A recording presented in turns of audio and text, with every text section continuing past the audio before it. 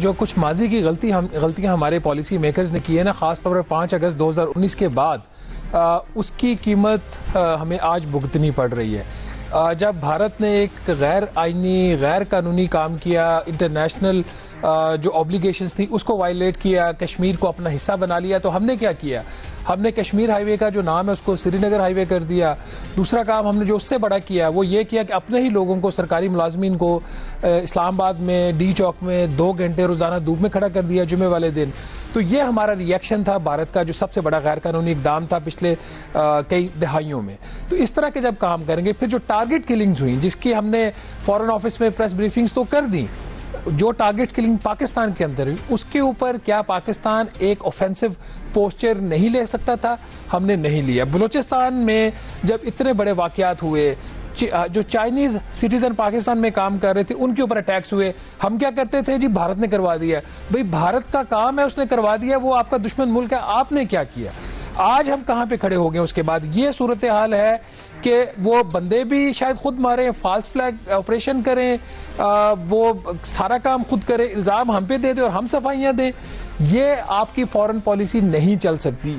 یہ اللہ تعالیٰ نے پاکستان کو جو اپارچونٹی دی ہے کہ ہم نے ان کے جہازوں کو گرا کے کچھ جو بیلنس ہے اس کو ریسٹور کرنے کی کوشش کی ہے.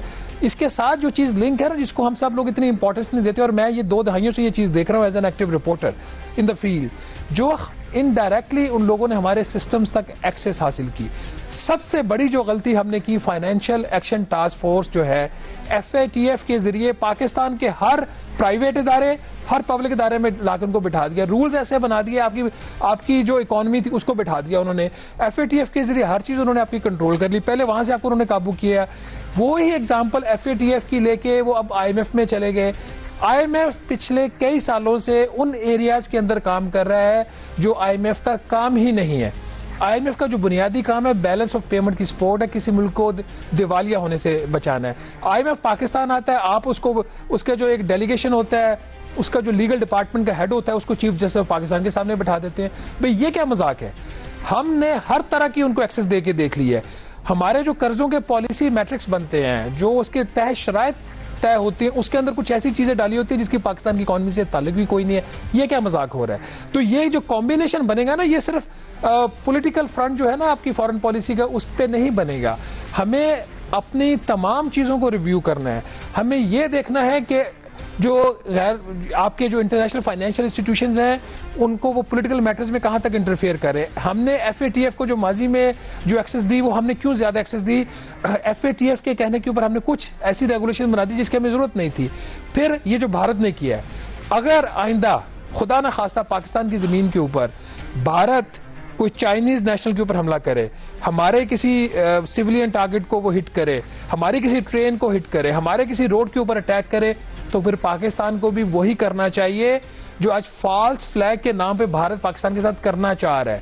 جب تک ہم یہ نہیں کریں گے تب تک کوئی بھی ہماری جو فارن پالیسی ہے وہ افیکٹو نہیں ہوگی. ہاں اس کے لیے اکنامک مسل چاہیے، اس کو ساتھ ساتھ بلڈ کریں، لیکن ایٹ لیسٹ اپنے باڈی پوسچرز کو ٹھیک کریں، اپنے مائنڈز کو انڈیپینڈنٹ کریں اور دوسروں کے اوپر ڈیپینڈنس کو ختم کریں.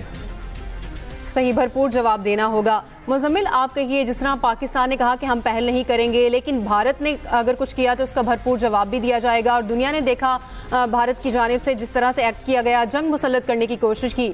آگے آنے والے حالات کس طرح سے دیکھ رہے ہیں آپ؟ دیکھیں، اس میں تو کوئی چارہ نہیں ہوتا بات چیت کے بغیر. جس طرح سے رانا صاحب نے بھی بات کی جاپان کی، یہ وہ ملک ہے جس کے 2 شہروں کو امریکہ نے نیوک کر کے وہاں پر میس مرڈر کر دیا تھا، اور آج وہ سب سے قریب ہیں امریکہ کے، اور کانسٹیٹیوشنلی بھی انہوں نے امریکن وے آف لائف کو جو ہے وہ اڈاپٹ کر لیا، اور ڈیموکریٹک ویلیوز کو اڈاپٹ کر لیا. جو ان کا ایک امپیریل پاسٹ تھا اس کو بھی چھوڑ دیا کسی حد تک. ابھی سمبولیکلی وہاں ایمپرر تو ہوتا ہے کیونکہ وہ ایک کانسٹیٹیوشنل مونارکی ہے، لیکن اس کے باوجود جو جاپان نے راستہ لیا وہ ایک آئیڈیل راستہ اسی لیے ہے کہ اگر آپ نے کسی کو مات دینی ہے، ہرانا ہے کسی کو، تو ضروری نہیں کہ وہ صرف جنگ کے میدان میں ہی آپ ہرائیں.